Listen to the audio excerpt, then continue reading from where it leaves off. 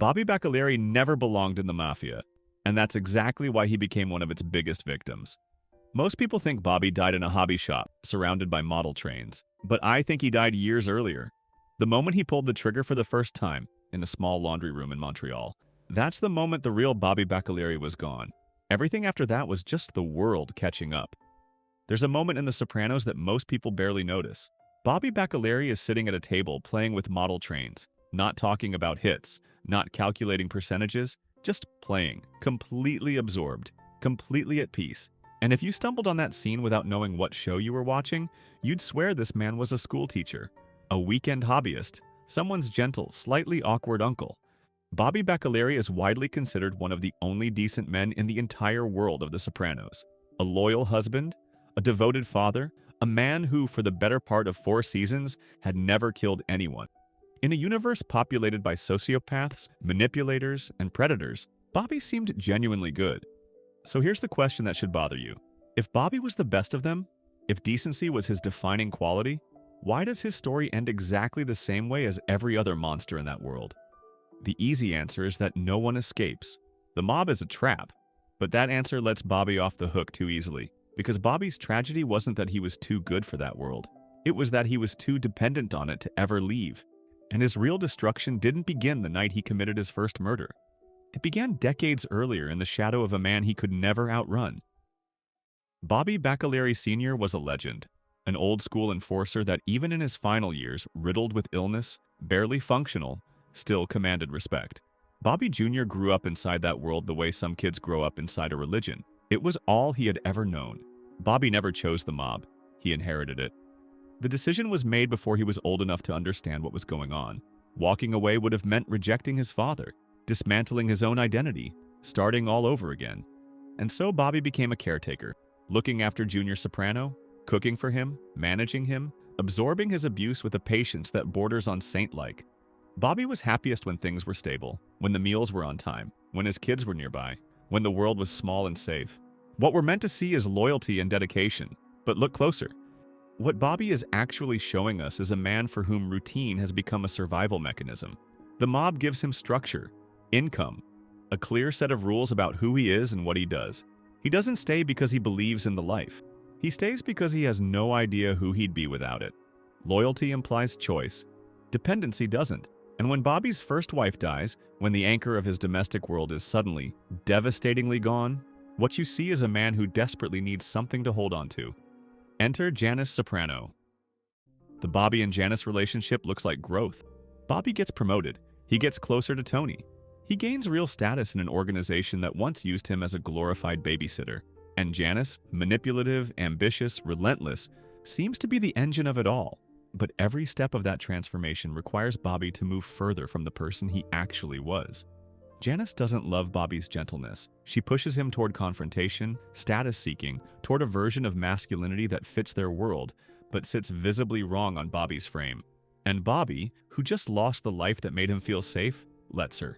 Because Janice provides exactly what he needs most, a new structure to disappear into. And it works, for a while, until Tony hands him a gun. The night Tony forces Bobby to commit his first murder after their drunken fight at the lake house is the moment that changes everything. And the scene is devastating precisely because of what Bobby doesn't do. He doesn't break down. He doesn't refuse. He doesn't even seem fully present. He just does it, as if he's trying not to think about it at all. And then he comes home, hugs his daughter, and carries on as if nothing happened. You'd think the tragedy is the murder, the loss of innocence, the point of no return. But honestly, that's not the saddest part. The saddest part is how quickly Bobby moves on. Because Bobby is fine. He completes the job, moves forward, proves to Tony, to himself, to everyone watching, that he can do this. That the gentle man with the model trains was capable of murder all along. He just needed the right pressure applied. And that's the moment Bobby Baccalieri disappears. Not dramatically, not all at once. But from that point forward, Bobby is no longer a good man in a bad world. He's a made man, fully initiated, fully transformed. For years, Bobby could tell himself he was different, that he's not really like the rest of them. After Montreal, he can't tell himself that anymore. He crossed the line. And with that, the one thing that had always set him apart starts to disappear. Because once Bobby proves he can do it, who is he? The answer, when it comes, is the most disturbing thing about him. By the final season, Bobby Baccalieri has stopped struggling. There's no visible conflict, no quiet torment. He's adapted completely, and you almost wish he hadn't. He's a respected captain, close with Tony. Real power, real influence, real standing. But every piece of status he accumulated made him more visible, more valuable, more threatening to the right enemies. And in a world organized entirely around violence and betrayal, visibility isn't safety. Visibility is a target. Bobby's rise didn't protect him, it positioned him. His greatest achievement was also his final step toward death. The hit comes in a hobby shop, surrounded by model trains, the one place Bobby was ever fully himself, as if the world that consumed him wanted to make absolutely sure there was nothing left. So what was Bobby Baccalieri's story actually about? Because I don't think it's what most people think. It's not about goodness failing in the face of evil. That's too simple, too clean.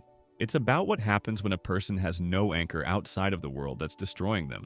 Bobby never built an identity separate from the mob, from his father, from the women and institutions he wrapped himself around.